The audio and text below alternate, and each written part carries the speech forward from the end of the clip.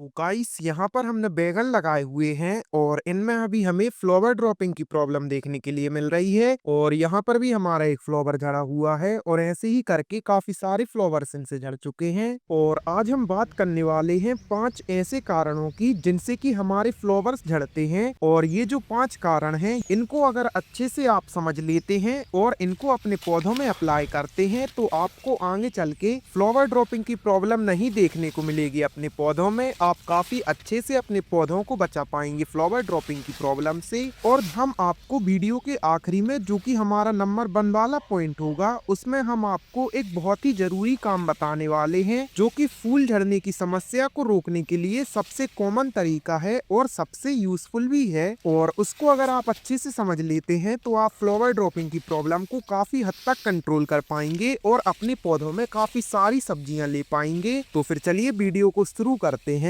और जानते हैं 5 ऐसे कारणों को जो कि हमारे पौधों के फ्लावर्स को झड़ा रहे हैं। तो चलिए वीडियो शुरू करते हैं।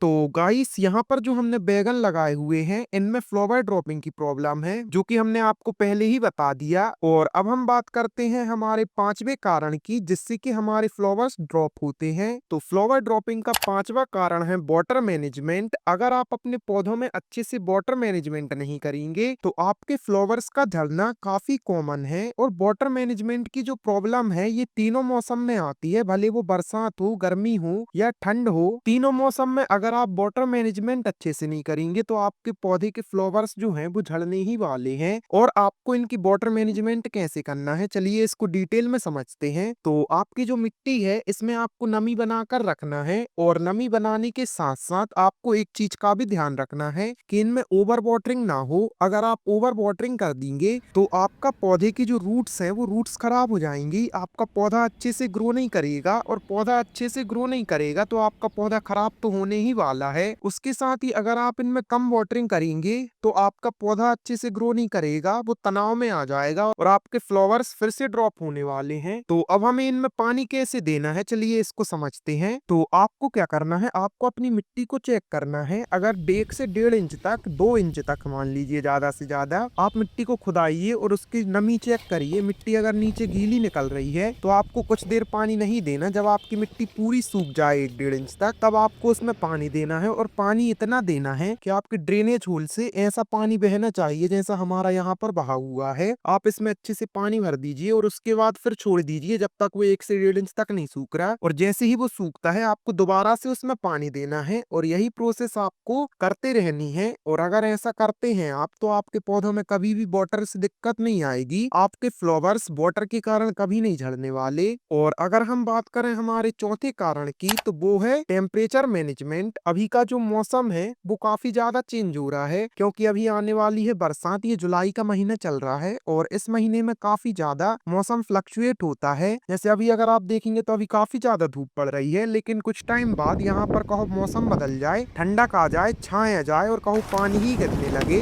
काफी तेज हवाएं चलने लगे। तो ऐसा मौसम फ्लक्चुएट होता है जिसके कारण हमारे पौधे में भी काफी सारे बदलाव आते हैं और उसके चलते भी ये फ्लावर्स जो हैं ये झड़ते हैं। और इस समस्या को रोकने के लिए आप इसमें शेड नेट बना सकते हैं, वो आपका टेम्परेचर भी मैनेज करेगा। गर्मियों में हमारा टेम्परेचर 35 डिग्री के अबव जाता है, उससे भी हमारे पौधे में काफी दिक्कत हमें देखने के लिए मिलती है। तो इसका भी आप यूज कर सकते हैं इस टेक्निक का। आप शेड नेट बना दीजिए या ऐसी जगह में रखिए जहां पर कुछ टाइम छाए रहती है, कुछ टाइम धूप रहती है। तो इससे आपको फ्लावर ड्रॉपिंग की प्रॉब्लम ज्यादा देखने के लिए नहीं मिलने वाली। उसके साथ ही हमारा जो तीसरा कारण है वो है इनमें फर्टिलाइजर मैनेजमेंट का। अगर हमारे पौधों में हम गलत फर्टिलाइजर डालते हैं या जो हमारे पौधे को चाहिए है वो फर्टिलाइजर नहीं डालते तो हमारे पौधों में हमें फ्लावर ड्रॉपिंग की प्रॉब्लम देखने के लिए मिलती है। आप इनमें एनपीके का यूज कर सकते हैं। एनपीके एक ऐसा फर्टिलाइजर है जो कि आपके पौधे की ओवरऑल ग्रोथ में फायदा करता है। और हो सके तो आप एनपीके को अपने घर में तैयार करिए, मतलब ऑर्गेनिक एनपीके का यूज करिए। और ऑर्गेनिक एनपीके को कैसे बनाना है इसके ऊपर हमने काफी सारी वीडियो, डिटेल्ड वीडियो बनाई है, तो आप हमारा चैनल विजिट करके देख सकते हैं वो वीडियो। हमने एक प्रॉपर प्लेलिस्ट ही बनाई हुई है जिसमें हमने 30 से भी ज्यादा ऐसे तरीके बताए हैं जिनसे कि आप ऑर्गेनिक फर्टिलाइजर या इंसेक्टिसाइड अपने घर में तैयार कर सकते हैं और काफी अच्छा रिजल्ट ले सकते हैं। अब बात करते हैं कि हमें केमिकल वाले फर्टिलाइजर का यूज क्यों नहीं करना। जैसे हमने आपको पहले ही बताया कि मौसम काफी ज्यादा फ्लक्चुएट होता है, ऐसे में अगर आप केमिकल फर्टिलाइजर का यूज करते हैं तो उससे हमारे पौधों में काफी बुरा इम्पैक्ट पड़ता है और कई बार तो हमारे पौधे ही डेड हो जाते हैं, मतलब कि सूख जाते हैं। तो इसलिए हमें जितना हो सके ऑर्गेनिक फर्टिलाइजर का यूज करना है। ऑर्गेनिक फर्टिलाइजर काम बहुत अच्छा करता है और नुकसान बहुत कम पहुंचाता है, और अगर आप इसको रूट्स में अप्लाई करते हैं तो रूट्स तो सही होती ही हैं, हमारी मिट्टी की संरचना भी सुधरती है। तो ओवरऑल काफी ज्यादा फायदे होते हैं ऑर्गेनिक फर्टिलाइजर के, और इसलिए ही हम ज्यादातर ऑर्गेनिक फर्टिलाइजर का ही यूज करते हैं और उनको घर में तैयार करते हैं और आपको सिखाते हैं कि कैसे करना है। उसके साथ ही हमारा जो दूसरा सबसे बड़ा कारण है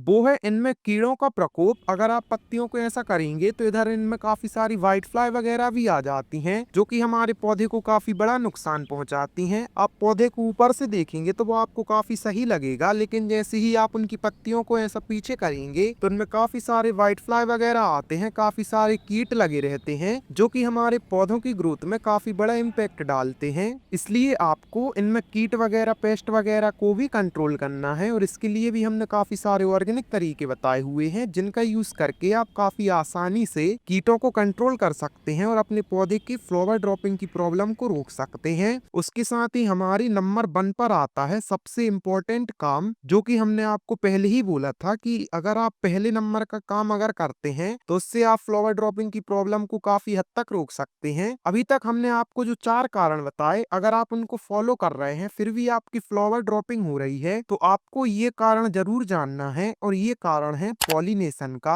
आपको अपने पौधों में पॉलिनेशन कराना है, और पॉलिनेशन क्या होता है तो इसमें होते हैं मेल और फीमेल फ्लावर हमारे पौधों में, भले वो किसी का भी पौधा हो, और ये ज्यादातर बेलावर्गीय पौधों में ज्यादा अप्लाई होता है लेकिन होता सारे पौधों में है। और मेल और फीमेल फ्लावर को हमें पॉलिनेट कराना होता है, मतलब कि जो मेल फ्लावर के स्टिग्मा होते हैं उनको निकाल के फीमेल फ्लावर के स्टिग्मा से टच कराना होता है, जिससे उनके बीच में पॉलिनेशन हो जाता है। और ये काम करती हैं मधुमक्खियां या बटरफ्लाइज। तो अगर आप इनको खेत में लगाए हुए हैं जहाँ पर काफी सारी सब्जियां ऑलरेडी लगी हुई हैं, काफी सारे फ्लावर्स हैं, तो वहाँ पर इजिली पॉलिनेशन हो जाता है और वहाँ पर आपको प्रॉब्लम देखने के लिए नहीं मिलती। लेकिन अगर आप अपने किचन गार्डन में लगाए हुए हैं तो यहाँ पर काफी कम मात्रा में मधुमक्खियां आती हैं और कई कंडीशन में तो आती ही नहीं है। तो ऐसे में हम इनमें कैसे पॉलिनेशन कराएं, तो इसके लिए एक टेक्निक होती है जिसको हैंड पॉलिनेशन बोला जाता है। और हैंड पॉलिनेशन क्या है, चलिए हम आपको लौकी के पौधे में करके दिखाते हैं हैंड पॉलिनेशन। तो यहाँ पर जो ये वाला फ्लावर है हमारा,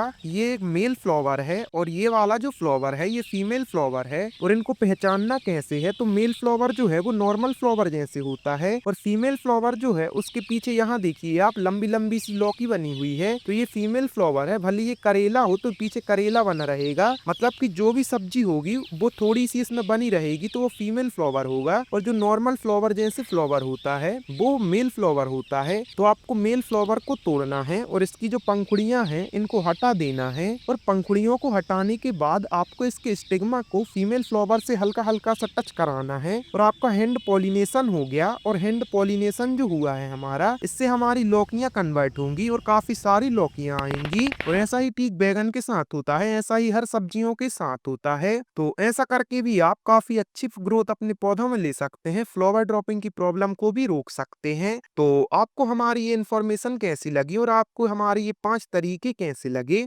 हमें कमेंट करके जरूर बताइएगा।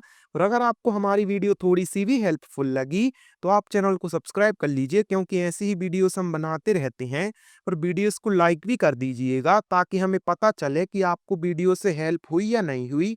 तो फिर चलिए इस वीडियो को हम यहीं एंड करते हैं और मिलते हैं आपसे कल किसी और ऐसी ही इंटरेस्टिंग वीडियो के साथ। तब तक के लिए बाय।